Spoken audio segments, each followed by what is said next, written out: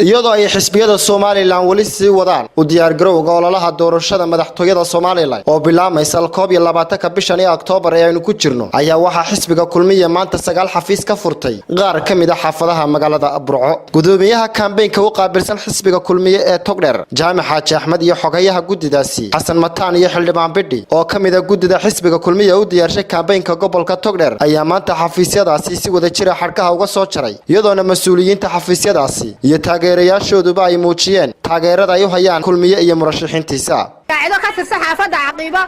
saaka ayaana rooga jaray xadhiga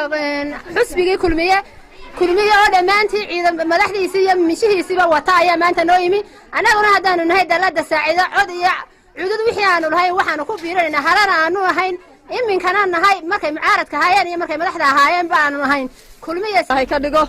xisbiga kulmiye Muuse Biixi Cabdi ayaanu siinaynaa kaliya laabaanu siinaynaa waa Muuse Biixi Cabdi dhamaantii waxaan taageeraynaa Muuse Biixi Cabdi hanoolaado ururka iyo xisbiga heegan anagoo xaafada Oktoobar dhamaan waxaanu taageersanahay xisbiga muxaafidka ee talada dalka haya ayaanu anagu taageersanahay ishii bugtay ku bikaaso waxa maanta noo farxada xaafada Oktoobar daynahay in xisbiga kulmiye xafiiskiisa ay furno inaynan cid kale iyo meel kale inuu durbaatumayna aanay jirin astaanteedna tahay kulmiye sida qiimaha iyo sharafta leh ee aad noo soo dhaweyseen iyo taageerada ballaaran ee aad u muujiseen xisbigiina aad iyo aad baan idinka mahad celinaynaa